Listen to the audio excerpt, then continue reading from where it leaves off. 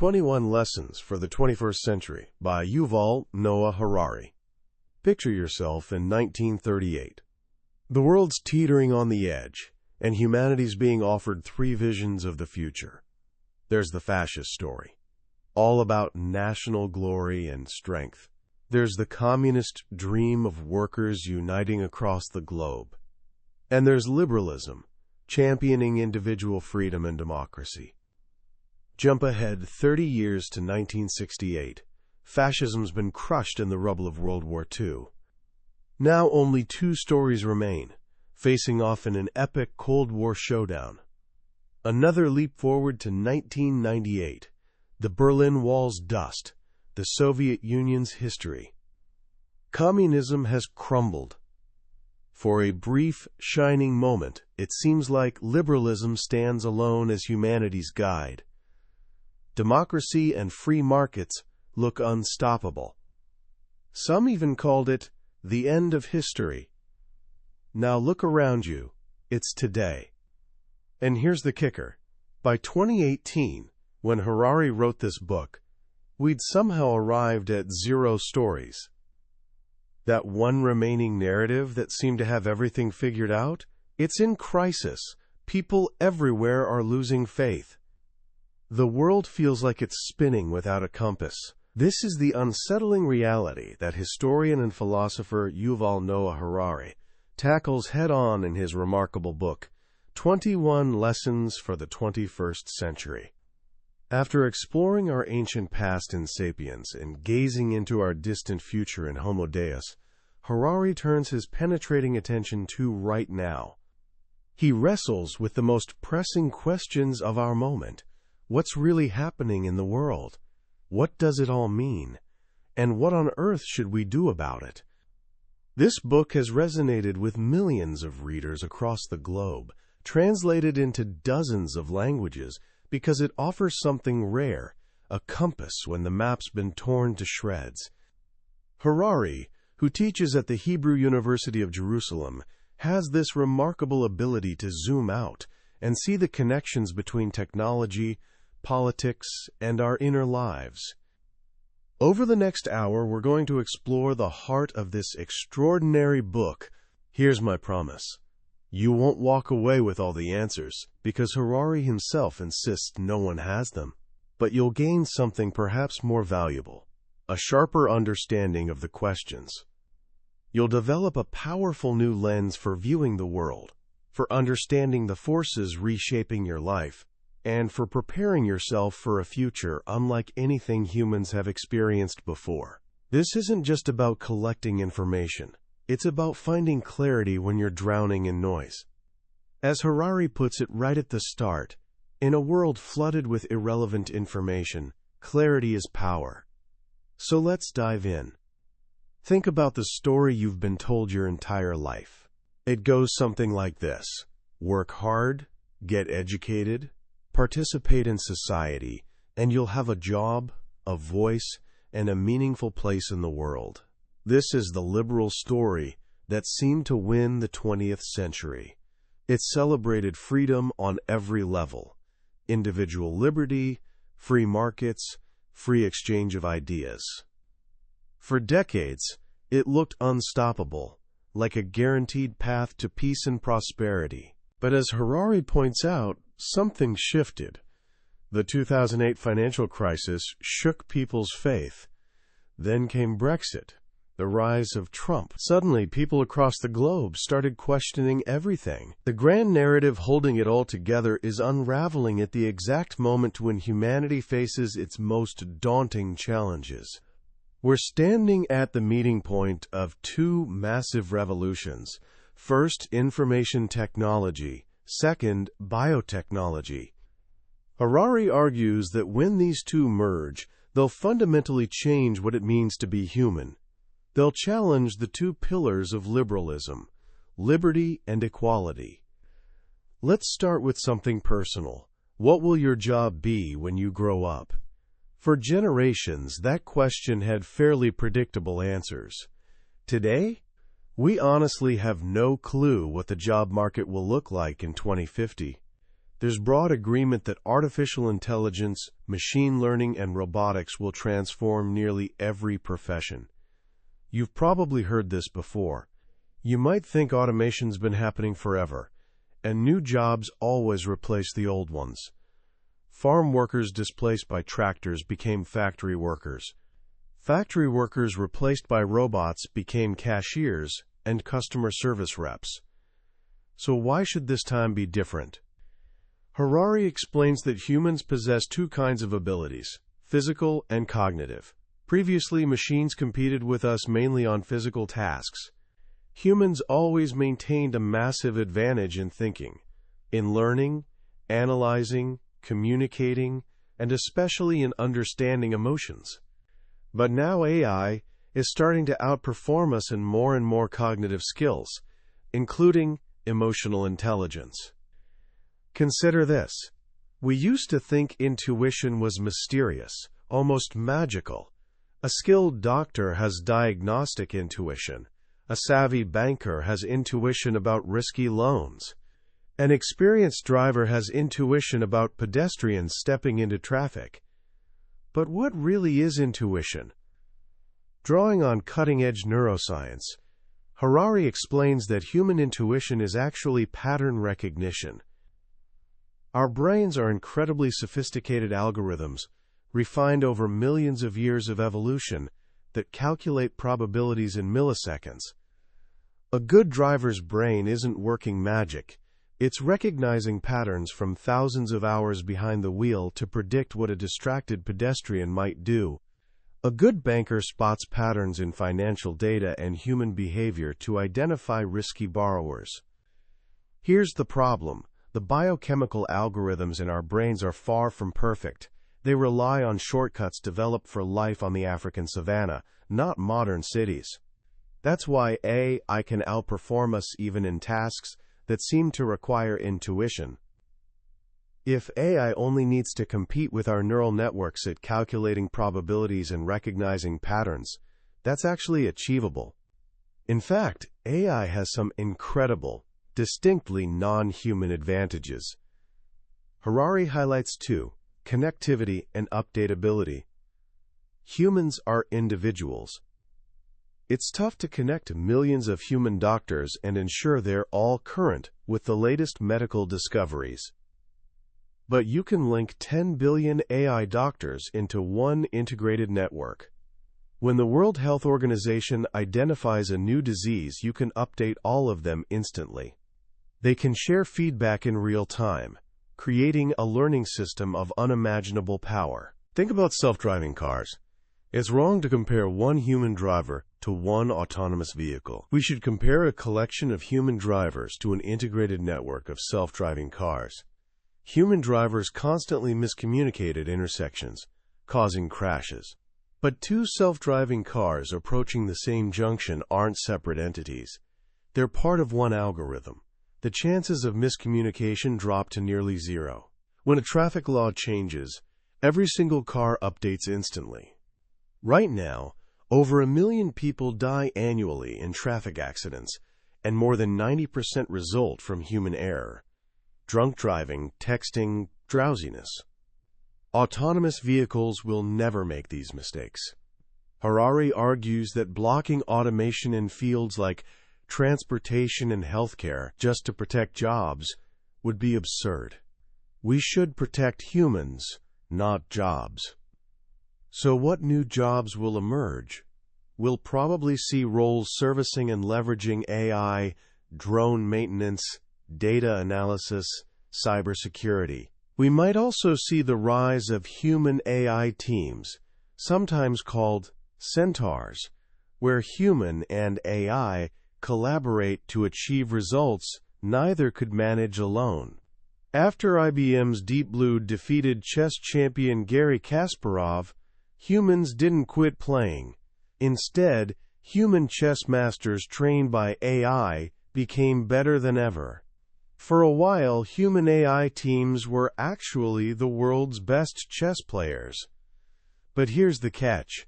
These new jobs will likely demand high expertise.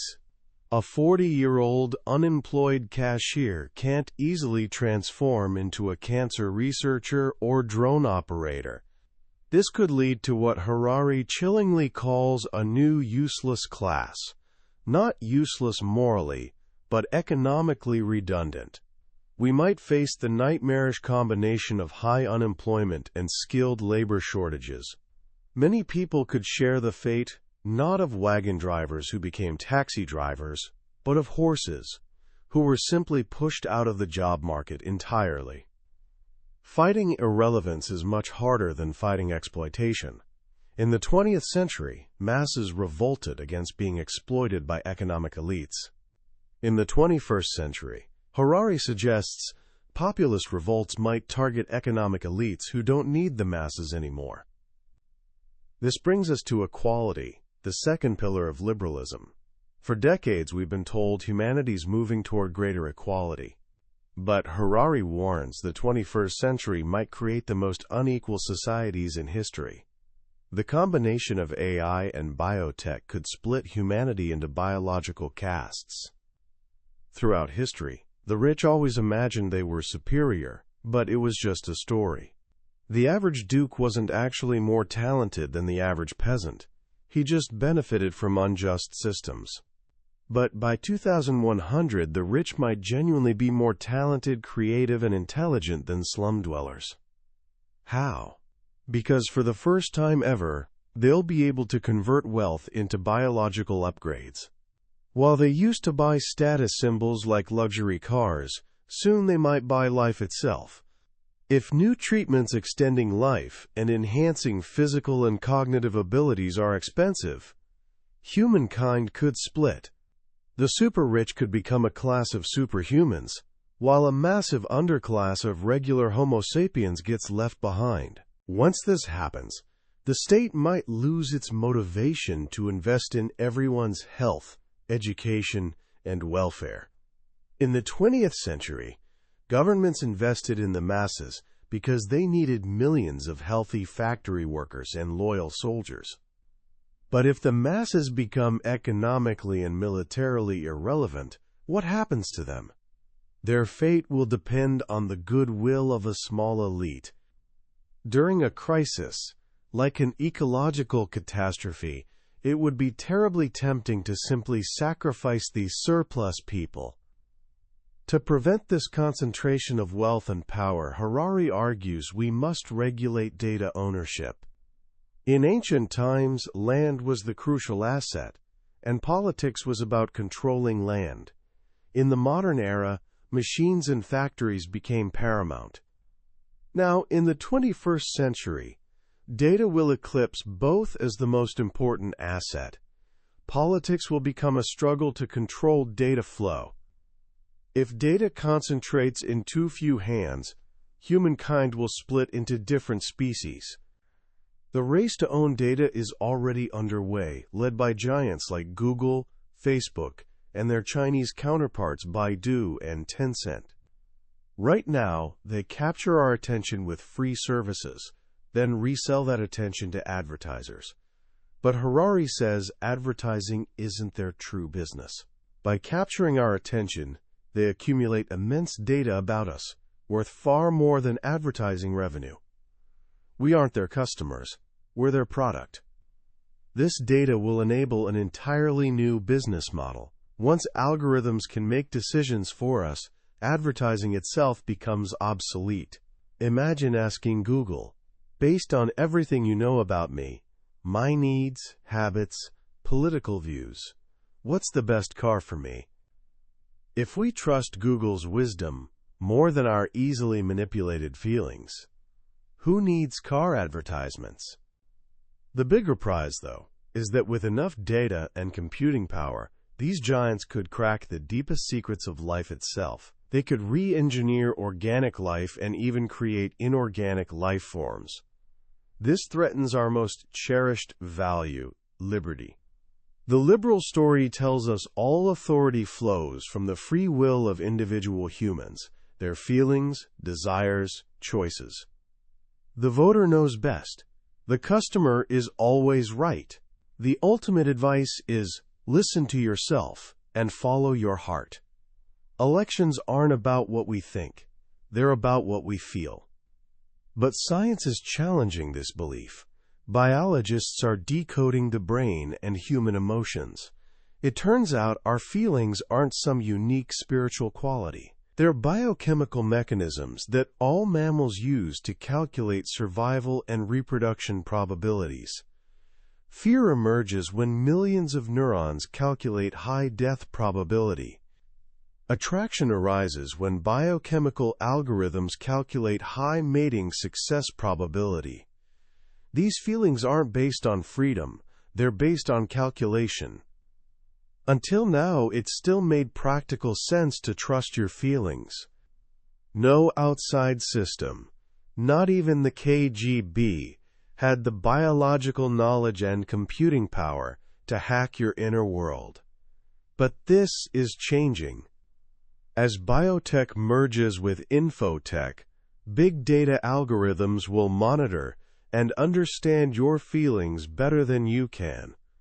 Authority will shift from humans to computers. Your sense of free will likely disintegrate. This is already happening in medicine.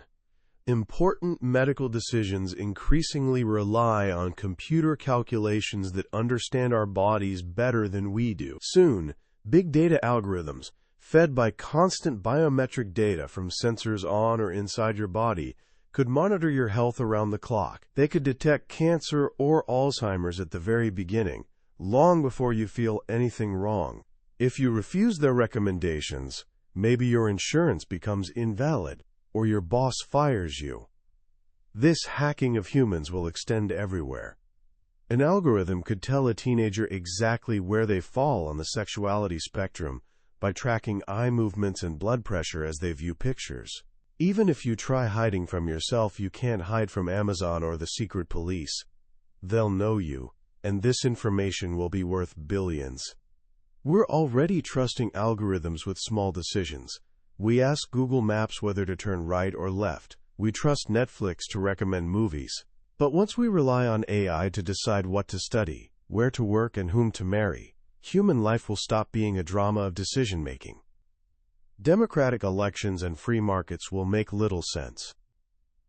Imagine Anna Karenina pulling out her smartphone and asking the Facebook algorithm whether to stay with her husband or run away with Count Vronsky. As algorithms know us so intimately, authoritarian governments could gain absolute control over citizens. We could end up in total surveillance regimes that don't just watch what we do but observe our inner experiences. Imagine every citizen in a country like North Korea wearing a mandatory biometric bracelet. If you look at a picture of the dear leader and sensors detect telltale anger signs, you're in the gulag tomorrow morning. In the 20th century, democracies outperformed dictatorships because they processed data better. They distributed information and decision-making across many people and institutions. Dictatorships, concentrating everything centrally, were inefficient. But I might reverse this. AI makes massive centralized information processing possible. Authoritarian regimes' main handicap might become their decisive advantage. We could end up in what Harari calls digital dictatorships. So liberalism is collapsing, and technology threatens our core values of liberty and equality. Where can we turn? Maybe we should reverse globalization and return to the familiar shelter of the nation-state. This is happening globally. The vacuum left by liberalism is filling with nostalgic fantasies about local golden pasts. Trump promised to make America great again, as if 1950s America was paradise. Brexiteers dreamed of making Britain an independent power, like they're still in Queen Victoria's era. Putin wants to resurrect the old Tsarist empire. But nationalism, Harari argues, isn't a solution, it's escapism. Why? Because our biggest challenges are global. Nationalism is simply the wrong framework to address them.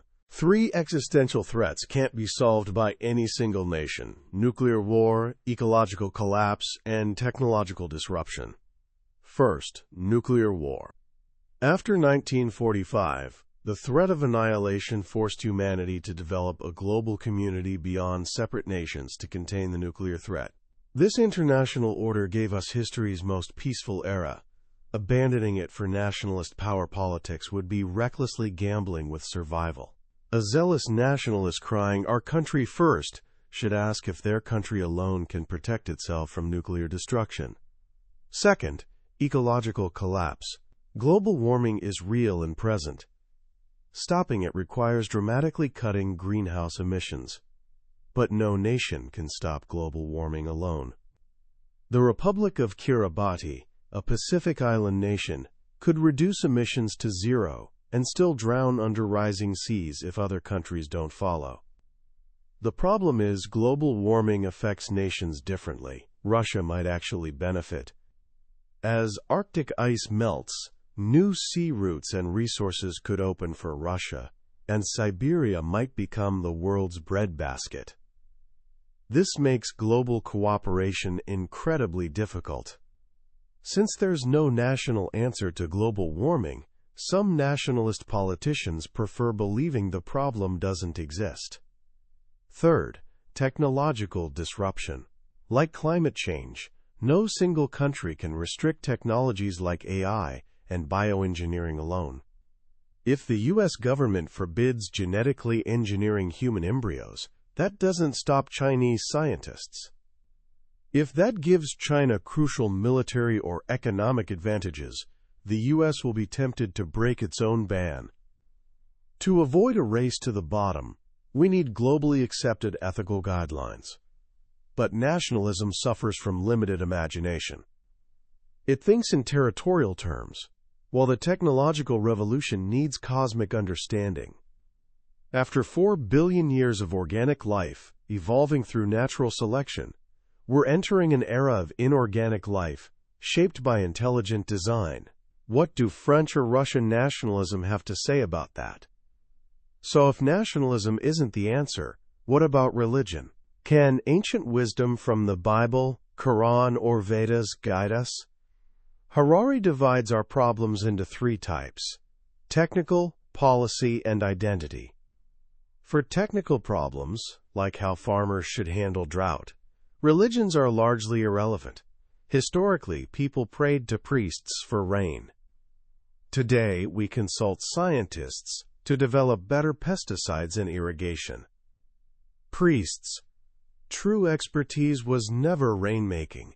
It was always interpretation, explaining why the rain dance failed and why we must keep believing.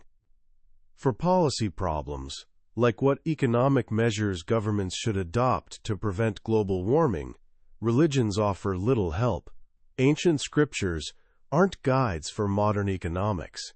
When Ayatollah Khamenei must decide about interest rates, he can't find answers in the Quran. He turns to modern economics, to Marx or Milton Friedman. He can then use religious authority to wrap the scientific answer in Quranic verses, but it's still a scientific answer. Where religion remains powerful is identity. Religion determines who is us and who is them. Religions use rituals and ceremonies to draw firm lines in humanity's shifting sands. These traditions can fill life with beauty and encourage kindness, but they also unite certain people while distinguishing them from neighbors. Unfortunately, Harari argues, this makes traditional religions part of the problem, not the solution. They mainly serve modern nationalism. They encourage Iranians to view global warming from an Iranian perspective, and inspire Israelis to care mainly about Israel's interests. They make finding global solutions harder. This brings us to one of our time's most explosive issues: immigration. The crisis in the European Union, built on universal values, shows the collision between global problems and local identities. Immigration debates often degenerate into shouting matches. To clarify it, Harari views immigration as a deal with three terms. First, the host country lets immigrants in. But is this a duty or a favor? Pro-immigration advocates see it as moral duty. Anti-immigration advocates see it as a privilege. Second, immigrants must embrace the host country's core values.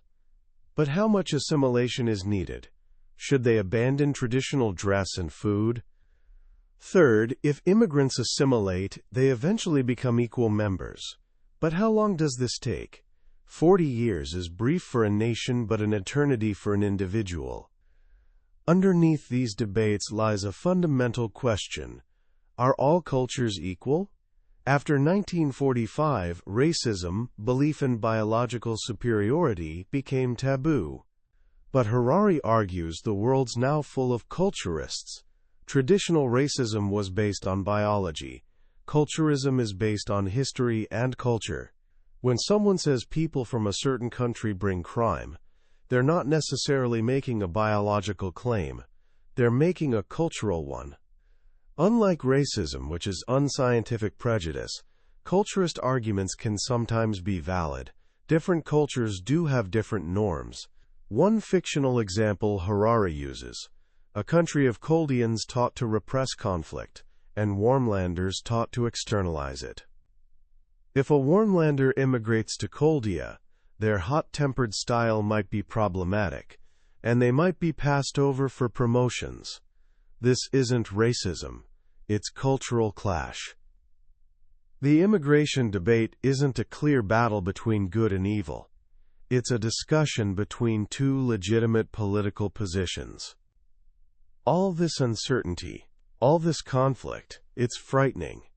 And that fear often channels into one specific threat: terrorism. Terrorists, Harari explains, are masters of mind control. They kill very few people, but terrify billions.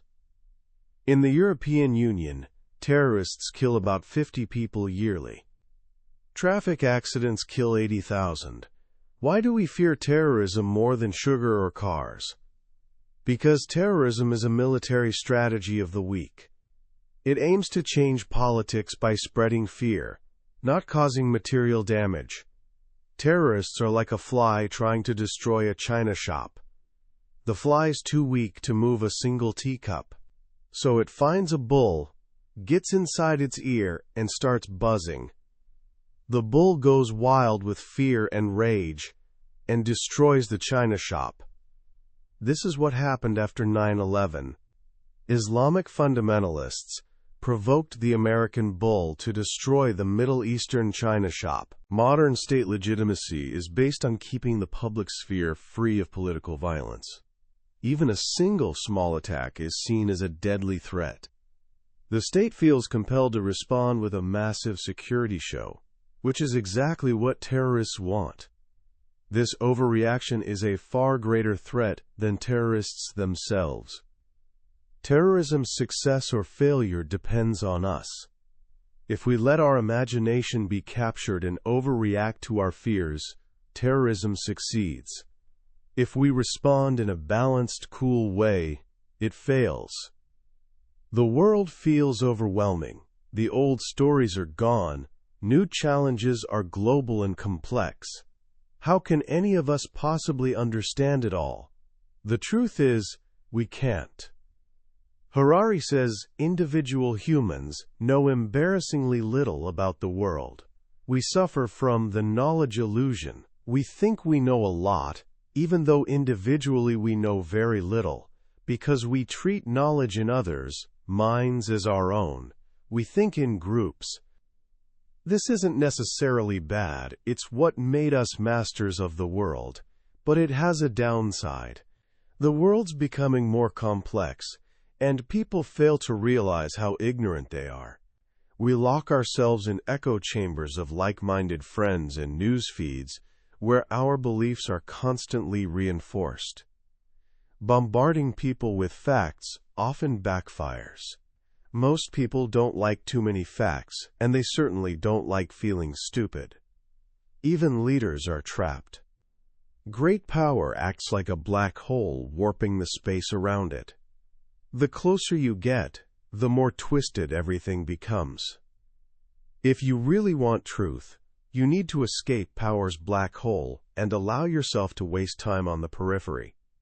But leaders are always rushing. If we can't understand the world, how can we tell right from wrong? Our sense of justice, Harari explains, evolved for life in small hunter-gatherer bands. It's overwhelmed when trying to comprehend relations between millions across continents. Modern history's greatest crimes resulted not just from hatred, but from ignorance and indifference. The world has become too complicated for our hunter-gatherer brains. So have we entered a post-truth era? Harari's surprising answer: humans have always lived in a post-truth age. Homo sapiens is a post-truth species whose power depends on creating and believing fictions. For millennia, much of what passed for news were stories about miracles, angels, and demons.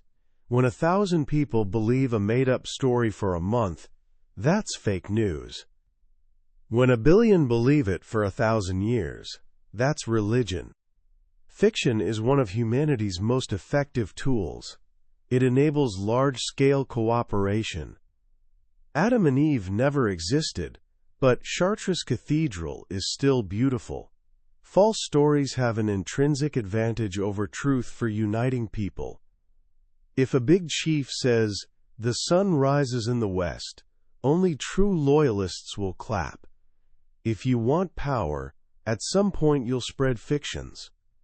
If you want truth, at some point you'll renounce power. This doesn't mean everything is fake news. Underneath fictions, there's real suffering. Suffering is the most real thing in the world.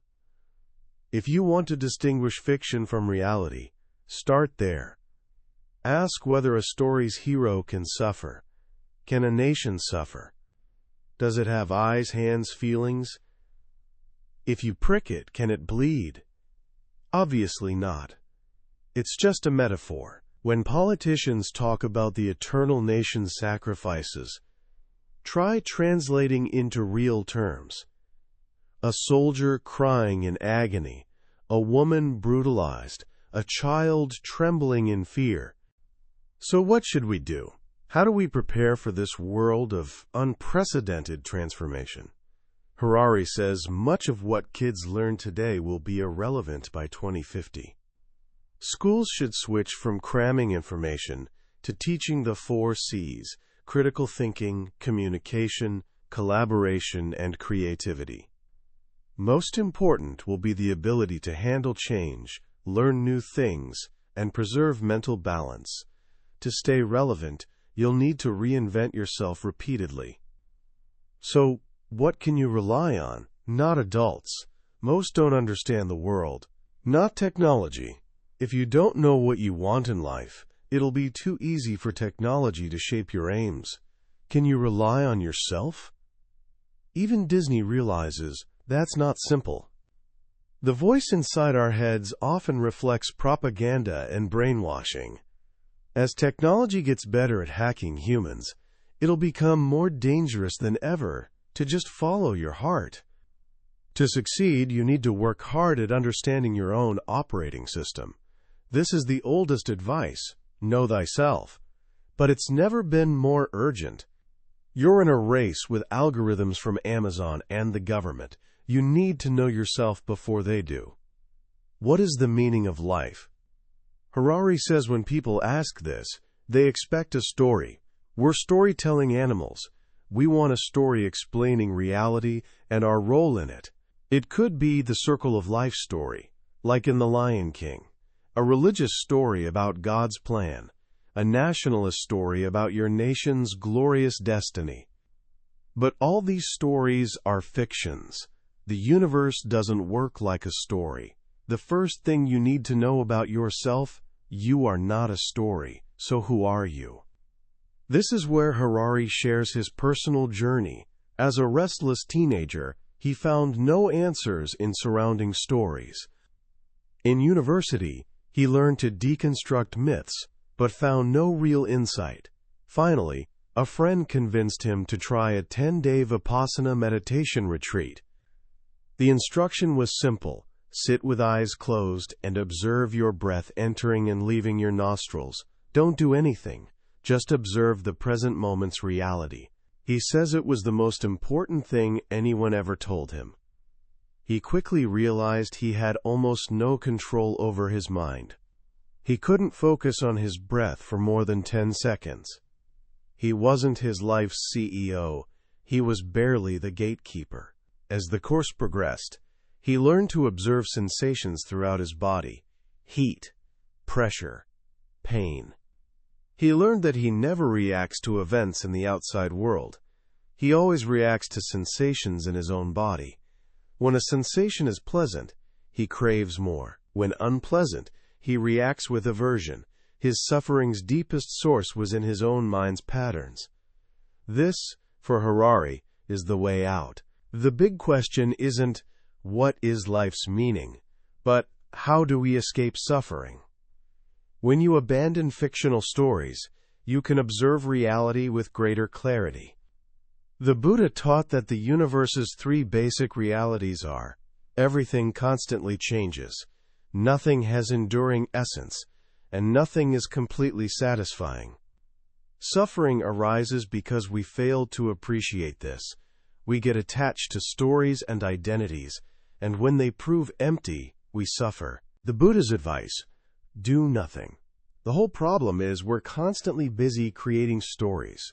To truly do nothing means the mind, too, does nothing. It just observes. So what does Harari do? He meditates 2 hours daily. He says it's not escaping reality, it's getting in touch with it. For 2 hours daily, he observes reality as it is. For the other 22 hours, he gets overwhelmed by emails and tweets. He says without the focus and clarity from this practice, he couldn't have written his books. In the end, this is the final, profound lesson. We're living in an age of bewilderment. Old stories have collapsed. No new story has emerged to replace them. We need to understand our own minds before algorithms decide for us. To do that, we don't need to believe a new story. We just need to observe ourselves, right here, right now. To just observe. As we reach the end of our journey through Yuval Noah Harari's 21 Lessons for the 21st Century, it's natural to feel a little dizzy. The book covers vast and often unsettling terrain, from AI's rise to liberal democracy's crisis, from nations as fictions to consciousness's nature. It can leave you feeling like the ground's shifting beneath your feet. In a way, that's precisely the point. Harari isn't offering us a new, comforting story to believe in. He's doing the opposite. He's trying to wake us from stories we've lived inside our whole lives, often without realizing it. His central message isn't despair, but urgent clarity. He believes if we can see the world as it truly is, free from myths and fictions clouding our judgment, we have a chance to navigate the incredible challenges ahead. The most powerful lesson for me is that our biggest enemy isn't some external force, not a rogue AI, foreign country, or political opponent. Our biggest enemy is our own ignorance. We don't know ourselves. We don't understand how our minds work. Because of this, we're incredibly vulnerable to manipulation. In a world where corporations and governments are developing technology to hack human beings, the simple, ancient advice to know thyself becomes a radical act of rebellion. It becomes a survival skill. Harari's own meditation practice isn't presented as religious dogma, but as a practical tool for empirical self-observation. It's a way to study the one thing we can observe directly: our own mind. It's about understanding our own suffering and cravings, not because a book told us, but because we can see it happening moment by moment. So what can you do with all this? It's a lot to absorb, but here are a few simple, practical things you can start today. inspired by the book's spirit. First, practice questioning one of your own stories.